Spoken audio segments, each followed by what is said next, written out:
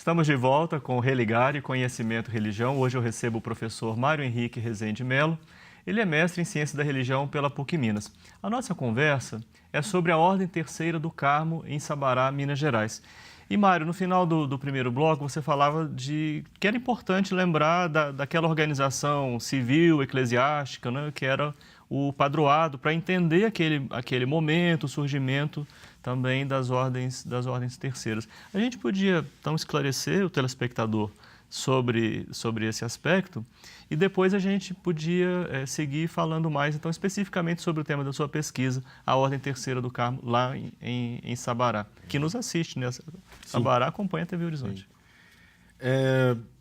Só para a gente esclarecer de uma forma bem sucinta, o padroado é uma típica herança ibérica, né? O poder papal, né, a Igreja Católica, então, concedia poder ao rei. E, acelerando esse pensamento, há muito amalgamado o poder religioso com o poder político. E isso, naturalmente, foi trazido para cá. Nas Minas Gerais, de acordo com aquelas inseguranças, vicissitudes todas que nós conversamos, esse poder religioso também tem um caráter muito forte. Sim. Na formação da sociedade. E as ordens terceiras, nesse sentido, as ordens terceiras de leigos, elas têm elas formam uma proteção assistencialista aos seus confrades e, em boa medida, serviam até de cartórios. Ali eram feitos os registros. Isso, a Irmandade do Carmo de Sabará. Sua pesquisa começa com análise de documentos, né? Da Irmandade. Então, é delicioso, né, debruçar sobre esses documentos seculares, centenários, e ali registros de óbitos, herança, casamento. Interessante notar, professor Flávio, que o próprio templo da Ordem do Carmo, construído depois de um tempo, primeiro a Irmandade do Carmo, ela chega, tem os seus confrades, se reúnem na sacristia da Igreja Matriz de Sabará. Num segundo momento, esses confrades aumentam e ela recebe o direito de ter um altar, o terceiro altar na lateral do Evangelho da Matriz, o que já configura um espaço de poder, né, de importância dessa Irmandade. Em 1672, ela recebe a autorização da Diocese de Mariana para funcionar como Irmandade. Quase um século depois, o seu templo é feito, né? A Igreja do Carmo. E essa igreja, olha que interessante notar, das suas duas torres, nós temos os sineiros, que tem as linguagens do sino, que tem teses belíssimas sobre Sim. isso, e também há relógio. Ou seja, isso é a formatação, a concretização dessa questão do padroado, filosoficamente falando, ao controle temporal e espiritual, percebe? Né? Os enterramentos feitos dentro da igreja para os confrades mais fiéis, mais piedosos, mais próximos à capela-mor, né? Aqueles que contribuíam mais, tudo isso regido pelo seu compromisso. O compromisso nada mais é do que uma norma de condutas que o confrade, que o irmão deveria cumprir. E na sociedade sabarense, o templo foi construído num eixo sociopolítico e econômico importante à época. Não era à toa que ele estava ali, naquela rua. Não é ao acaso. Né? Não é ao acaso. E pertencer à Ordem Terceira do Carmo de Sabará significava que ele era um homem bom, tanto para a igreja quanto para o Estado. Ele era um cidadão exemplar, ele ou ela eram cidadãos exemplares. Um detalhe interessante, as mulheres, para serem aceitas na Ordem Terceira, de acordo com o estatuto que lá está, do Carmo, a Ordem Terceira do Carmo de Sabará, Sim. Né, que depois tem uma certa autonomia, apesar de estar submetida à sua origem. Os primeiros confrades eram de Vila Rica, Ouro Preto, na época, e elas se submetem às regras religiosas do convento carmelita do Rio de Janeiro, Ordem Primeira. Né? Então, as irmãs para serem aceitas, elas tinham que ter por escrito a autorização ou dos pais ou do esposo. Aí ela poderia ser aceita. Pertencer à Ordem Terceira do Carmo de Sabará era pertencer à elite local. Tão importante era ser homem bom, né? Branco, rico e católico, que... E da Ordem Terceira E da do Ordem Carmo. Terceira do Carmo, porque para pertencer você tinha que ter todo um preceito religioso e civil, não podia ter processo nenhum, não podia, tinha que ser uma pessoa ilibada e ter notório saber, né? Então, apesar da população, a maioria à época não ser alfabetizada, você precisava ter um certo nível cultural e etc. Não é? Para ser, era tão importante que haviam exceções para não confrades, por exemplo, serem enterrados em solo sagrado. Primeiro dentro da igreja, depois no século XIX, com as leis sanitaristas, essas passa para as campas sagradas, né? Um cemitério de gavetas, vamos dizer assim.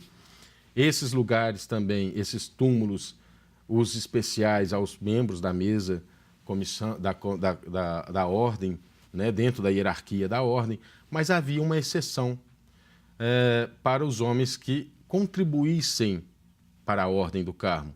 Geralmente, essa contribuição... Benfeitores da Ordem, mas geralmente em quantias de dinheiro ou nas festas. As festas representavam um momento, Pedro Oliveira cita muito isso, um momento de socialização, né? Professor também que fez parte dos meus estudos. Ali, durante as missas, durante o sermão do padre, mais do que o rito religioso, era ali que se faziam os pequenos negócios, se comprava um bezerro, se vendia uma fazenda. Que coisa interessante. Isso tudo está registrado, é? Tudo registrado. Durante as festas? Durante as festas, sim. E cerimônias religiosas também. Ali que se combinavam os casamentos, que casamentos eram uma forma de manter aquela mesma camada social, vamos dizer assim, de forma que ela não se misturasse tanto. Casamentos no interno da própria ordem. Da ordem, né? Ou com um outro fidalgo, filho dalgo, né? Então, havia uma estrutura social muito importante da Ordem Terceira do Carmo de Sabará. Sugeria bem assim o cotidiano, né, desse segmento social. Ela movimentava a sociedade sabarense e influenciava as demais ordens, sobretudo uma ordem também de grande importância, nos mesmos moldes da Carmelita, a Ordem Terceira de São Francisco de Assis. Sim. Né? Então, havia uma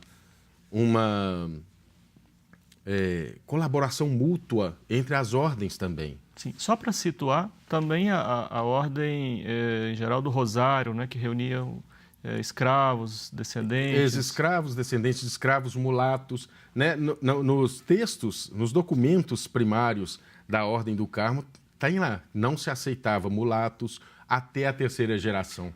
Né? Olha que interessante, havia necessidade de uma certa pureza ao ver dos confrades daquela época, né? Do de sangue. Aliás, é algo que eu quero continuar pesquisando, né? A minha pesquisa não tem a pretensão alguma de encerrar o assunto, pelo contrário, é um assunto extremamente rico. Entendo. Porque apesar de ter um eixo principal, característico dessas ordens terceiras, cada uma tem a sua singularidade devido à sociedade a qual ela se insere. Você me falava que a sua ideia é comparar, né? Comparar uma irmandade com outra e a inserção de negros e mulatos nas chamadas ordens dos homens brancos. Bom, e ricos, eu acho que agora como é o caso do Carmo. Você está se comprometendo a acelerar o seu processo aí na pesquisa, porque essa ideia está lançada, qualquer um pode seguir. É verdade. Você falava das festas, né? Tem alguma característica especial que caracteriza a Ordem Terceira do Carmo em relação às suas festas, também em relação aos seus ritos fúnebres, ao seu cotidiano, que diferencia esta ordem de outras na ocasião? Sim, o professor Flávio, é muito interessante esse aspecto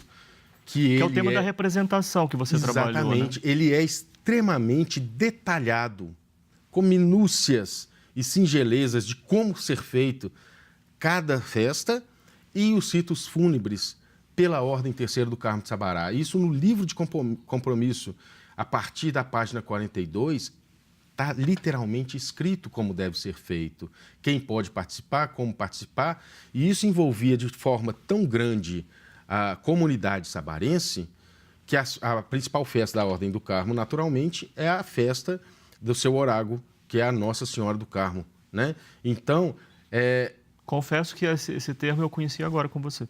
Orágo, não...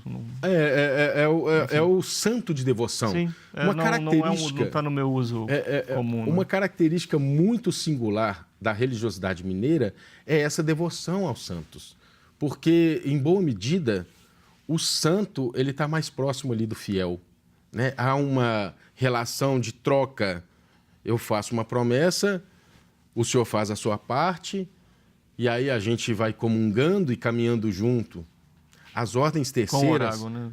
com o santo de devoção, sim, no caso da do Carmo, a Nossa Senhora do Carmo. Isso é uma característica muito forte da sociedade mineira. E a devoção... Como que isso sobreviveu aos anos, né? A gente vê grupos religiosos hoje trabalhando nessa lógica. Mas, enfim, não é o nosso tema de hoje. Mas era o que eu ia acabar pincelando, que ainda hoje, na sociedade sabarense, claro que com um aspecto muito menor, mas pertencer aos carmelitas da Ordem do Carmo de Sabará ainda tem um certo status quo. Confere status. Confere status à sociedade sabarense. Hoje, uma coisa mais que está nas entranhas psicológicas daquele povo, sabe? Mas ainda é possível perceber que há os seus rituais, os enterramentos ainda acontecem, as exceções para o enterramento. Quando eu digo enterramento, é porque eu digo aí um processo mais acadêmico, né? Para não dizer um enterro, né? Sim, compreendemos, né?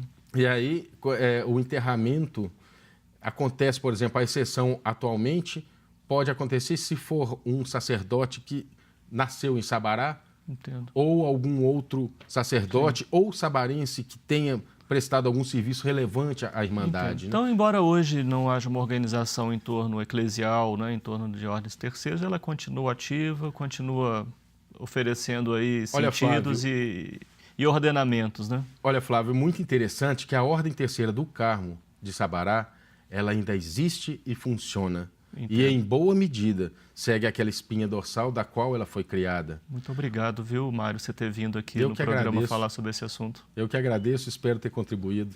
Sim, e sucesso nos desdobramentos aí do seu trabalho. Eu agradeço. Muito obrigado. O Religare, Conhecimento e Religião é um projeto de extensão do Programa de Pós-Graduação em Ciências da Religião da PUC Minas.